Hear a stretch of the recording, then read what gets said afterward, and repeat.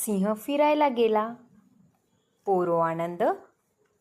लेखिका आणि चित्रांकन अभिषेक सेन. मराठी अनुवाद डॉक्टर उत्कर्षा मनीष. पाऊस सुरू झाला आणि पाण्याचे थांबायचे नावच घेत नव्हता. आकाशातून मोठे मोठे थेंब पडत होते आणि सर्वांच्या मनात काळ्या ढगांप्रमाणे घर करत होते.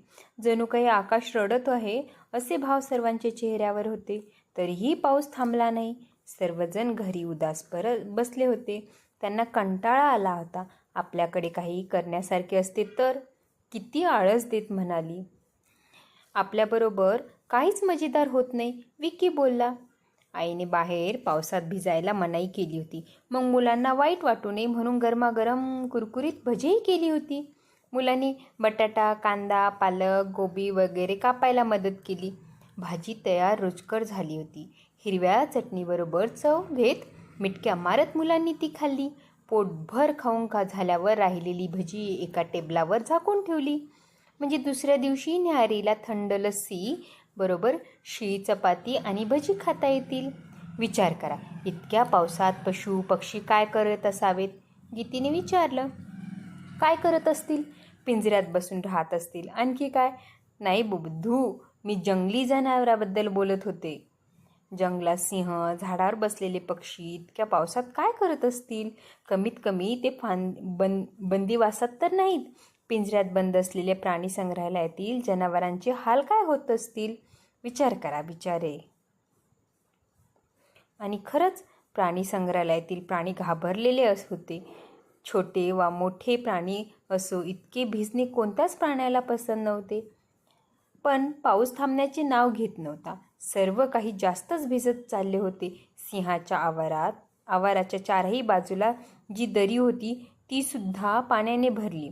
म्हातारा सिंह आपल्या आवाराच्या बाहेर कधीच गेला नव्हता. असा पाऊस पाहण्याची ही त्याची पहिलीच वेळ होती. दरी पाण्याने भरलेली पाहून त्याच्या मनात एक विचार आला. आपले नाक मुरडत त्याने आपला एक पंजा पाण्यात घातला आणि दीर्घ श्वास घेऊन दरीतल्या पाण्यात उतरला. सुरुवातीला तो बुडायला लागला. घाबरला. पाण्यात बुडून मरणार तर नाही ना? पण नंतर त्याचे मोठे डोके पाण्यात बाहेर आले आणि पोहत तो आवाराच्या भिंतीपर्यंत पोहोचला. सिंहाने आपले मोठे आणि मजबूत पंजे भिंतीवर ठेवले आणि मनातल्या मनात जोर लगा के हैशा असे बोलला. भिंत ओलांडून दुसऱ्या बाजूला पोहोचला.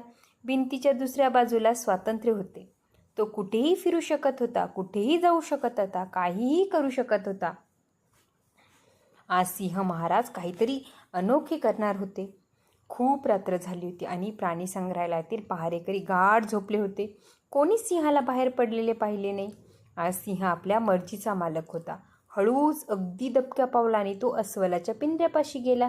जेव्हा दचकून अस्वल झोपेतून उठले तशी सिंहाने आपला डोळा मारला. एक एक करून सर्व पिंजऱ्यांना पाहून सिंहाला कळले की स्वातंत्र्य किती चांगले असते आणि त्यांच्या मनात एक विचार आला. तो पूर्णपणे स्वतंत्र होऊ इच्छित होता. पण असे स्वातंत्र्य काय कामाचे जेव्हा तो अजूनही प्राणी संग्रहालयाच्या भिंतीमध्ये कैद होता. तो सर्व पिंजऱ्यात रस्ता विचारत प्राणी संग्रहालयाच्या प्रवेशद्वारापाशी पोहोचला. अचानक त्याला माणसाचा वास आला. हळूच त्याने तिकीट खिडकीतून डोकावले आणि त्याला लाठी घेतलेला एक चौकीदार बसलेला दिसला. सिंहाला माहीत होते त्याला प्राणी संग्रहालयाच्या बागेच्या बाहेर असंच फिरायला नाही देणार. म्हणून लपूनच त्याने काही वेळ चौकीदाराला पाहिले. काही क्षण गेले आणि चौकीदार हलला नाही. सिंहाला घोरल्याचा हळूच आवाज आला. जेव्हा त्याला पूर्ण पटले की चौकीदार झोपला आहे तेव्हा तो तिकीट खिडकीच्या समोरून निघाला. हुर्र! चौकीदार झोपेत बडबडला. एक क्षण सिंह इतका घाबरला की त्याने जोरात डळकारी फोडण्यासाठी तोंड उघडले होय. पण नंतर चुपचाप दबक्या पावलांनी हळूहळू प्राणी संग्रहालयाच्या मोठ्या दरवाज्यातून बाहेर पडला. तो सिंह पहिल्यांदा लांब, काळ्या आणि ओल्या रस्त्यावर चालत होता. काय असतं लांब, काळ्या आणि ओला रस्ता?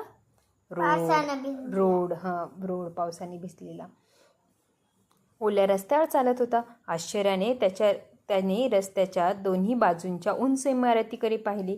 प्रत्येक सुक्या जागेत माणसांना झोपलेले पाहून तो थोडासा हैराण झाला. अशाच एका काळंबीमध्ये झोपलेल्या छोट्या मुलाचा त्याने वास घेतला. त्या मुलाने आपले मोठे डोळे झोपेतून उघडून बोलला, बाबा, सिंह फिरायला आला आहे. त्याचे वडील झोपेतच बोलले, तो जाईल, तू झोप.